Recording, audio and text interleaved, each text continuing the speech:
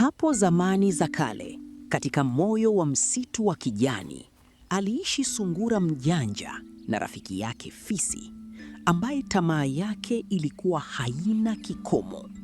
Siku moja, jua likiwa limepagaa, sungura aliokota kitu ambacho hakijawahi kuonekana msituni hapo. Kifaa kidogo, kinachong'aa na kutoa milio ya ajabu. Ilikuwa ni simu ya mkononi. Sungura akasema, hii lazima itakuwa zawadi kutoka kwa wanadamu. Sungura alijisemea akicheka chini kwa chini. Naona hapa kuna sehemu ya kurekodi sauti. Leo fisi atajua kuwa akili ni nywele.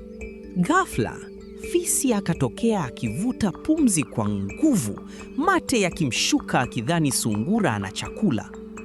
Ebu, sungura, unakula nini hapo peke yako? Naona unashika kitu kinachong'aa. Ni aina mpya ya mfupa wa dhahabu nini? Shh, tulia fisi. Hii sio chakula. Hiki ni kifaa cha mawasiliano na mfalme wa miujiza wa msitu wa giza. Ananiambia hapa kuwa anatafuta kiumbe mmoja jasiri wa kumpa gunia la nyama ya simba. Gunia la nyama ya simba? Mimi hapa! Mimi ndiye jasiri kuliko wote. Sungura rafiki yangu, nisaidie niongee na huyo mfalme. Haya, shika hii simu, lakini mfalme anataka utoe ahadi yako.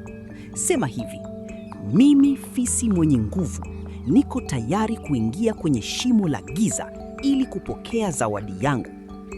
Fisi akasema, mimi fisi mwenye nguvu, niko tayari kuingia kwenye shimo la giza ili kupokea zawadi yangu. Nipe nyama yangu sasa.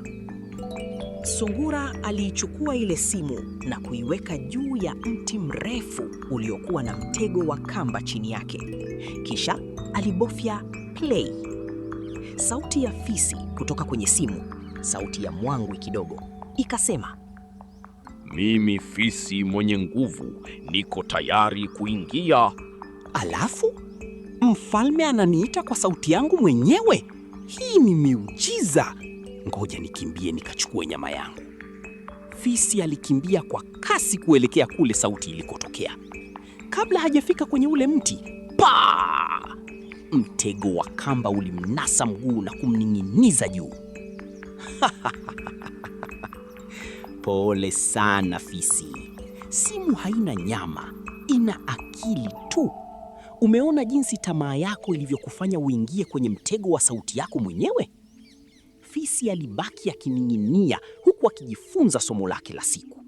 Kumbuka, si kila kinachong'aa ni dhahabu, na akili daima hushinda nguvu na tamaa.